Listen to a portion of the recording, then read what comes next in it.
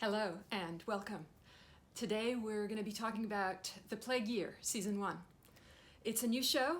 It's a spin-off. We were expecting America Season 2020, but change of leadership, change of plans, new showrunner, new direction. So yeah, instead we get The Plague Year, Season 1. Lots of unexpected twists. It's really not what we've seen from the show before. We're a couple of episodes in, and we're going to do recap for the stuff that's already come by. But for now, I figured we'd do a summary of the characters so people can just jump in.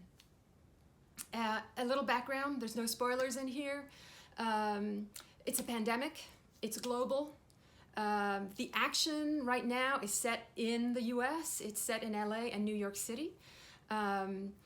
We're starting LA focused, but there are so many characters that are have ties to New York City, and so much of the action right now is happening. It's like the main battlefield right now is New York City. So you know that over time, there's going to be a big gravity pull towards New York.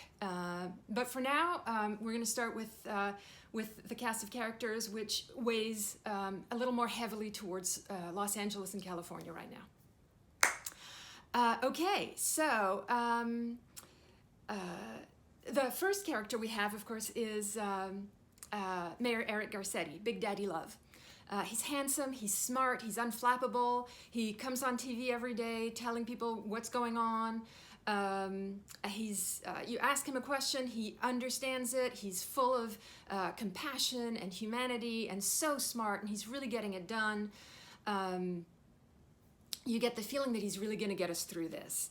He's like your classic TV dad, with a touch of California love. Like all his messages, it's always about, it's not about how we're going to fight, it's how we're going to beat this with love.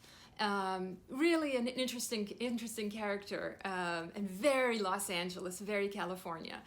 And the great thing about him is that he's not weak. Like sometimes the love is tough love. Just last Monday's episode, Daddy's disappointed. People had gone to the beaches when they weren't supposed to, and he really put his foot down, and he's like, you know, this is how it's going to be. And sure enough, I'm not going to get into the spoilers, but believe me when I tell you, he knows when to put his foot down too. So, you know, a nice balanced, tough but fair, you know, the kind of TV dad. The next character we're going to talk about is Barbara Ferrer. She's the brains here. She's like smarter than everybody. She knows all the numbers. She's got all the data. And she's like, and she's got this big brain and this big heart. You know, she cares about what's happening to everybody and how people are affected. And really connected to the community, and a new kind of character that we haven't seen. You know, she's not your Hermione who's young, though she's smart like Hermione. She's like got superpowers of getting shit done. She's also got a bit of a thankless job. Like in the beginning, she was up right there with Mayor Garcetti, but now it's like she's holding down the fort. The guys, they've kind of gone on to tackle the bad king, which we're going to get to in a minute. So she's like holding down the fort. She's a little bit like Eowyn in Lord of the Rings.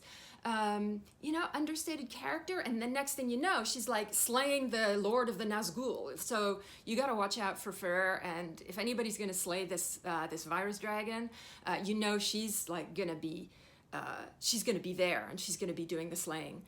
So yeah, so she's a really fun character too. Other than that, you know, obviously we have America's governor, Gavin Newsom. Tall, handsome, great hair. And when he first appears, he's the guy coming down the road to rescue California. He kind of stole a little bit of Eric Garcetti's thunder, but it doesn't matter because, you know, nobody has love like Garcetti. So he's more like the shiny hero. I mean, his hair is never out of place. He can go off and fight the bad king and comes back and his hair's still perfect. He's that kind of a hero. So, you know, more of a Prince Charming, if you like. And he's known as America's governor, right? Because he was tough. He knew when to bring the lockdown into the city, into the state. He was the first governor to say, "Hey, you know what? We gotta shut this down." So there's a real sense that he took charge of things. But guess what? He's not the only America's governor. On the East Coast, on the other side, in New York City, where so much of the action is taking place, you've got another America's governor, Andrew Cuomo. And that's got to hurt the bad king, right? That's got to sting to it, because New York City used to be famous for America's mayor 20 years ago. There was a big tragedy in New York, and the mayor at the time of the city came out, and he was really uplifting people and bringing people together. But what's happened in the intervening 20 years is he's really become diminished, and now he's completely corrupt and venal, and he works for the bad king. So, America's mayor, replaced by America's governor, Andrew Cuomo, who is also Italian-American from New York. So, it's it's going to get heated. And anything that's kind of a little sting to the king.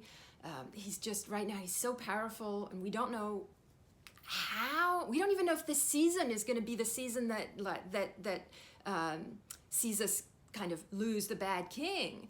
It might come later. So so there's a lot to unpack there. And the interesting thing about America's governors, so we talked a little bit about the West, America's governors West, America's governor East.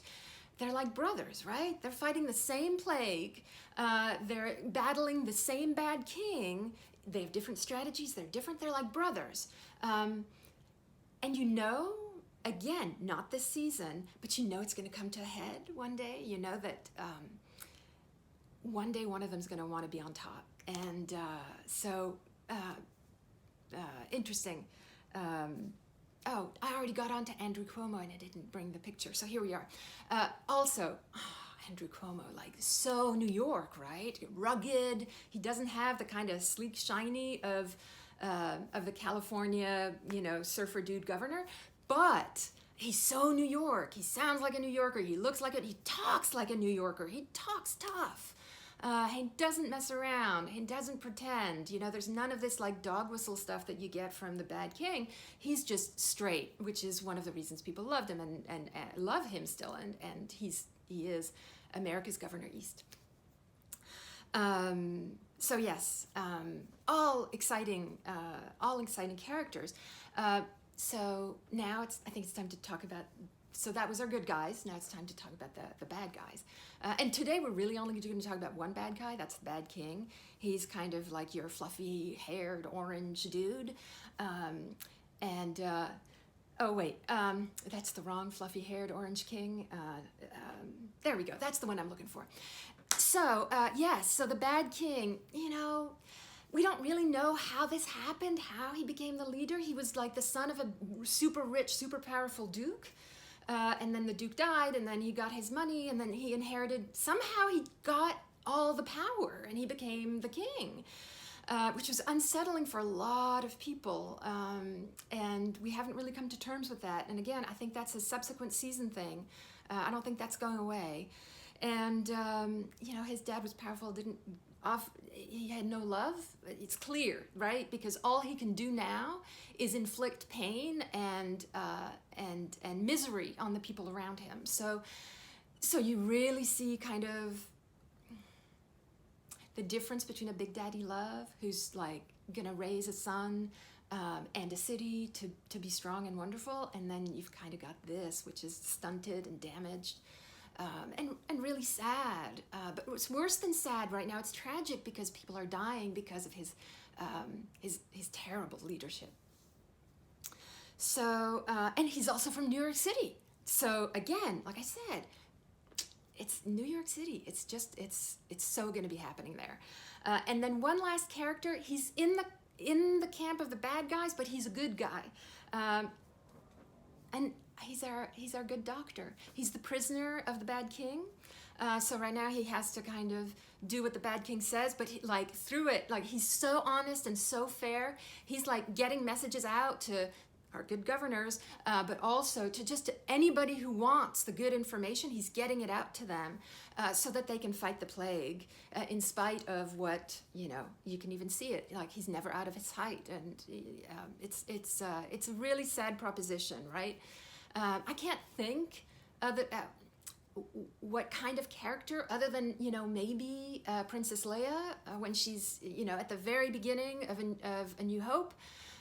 She's the prisoner of Darth Vader, and she gets messages out, and eventually somebody rescues her. So we're really optimistic that the America's governors or somebody somewhere is going to come and rescue him and bring him to the team of the good guys so that he can be even more effective.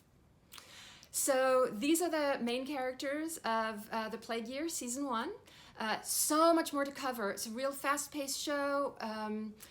We've seen so much, but everything's been really set up. Like last night's episode, that was when the hospital ship, the Mercy, comes into port in Los Angeles. Oh my God, it was so good. I'm going to try to do that one next. I'm so excited to be doing this, and see you next time.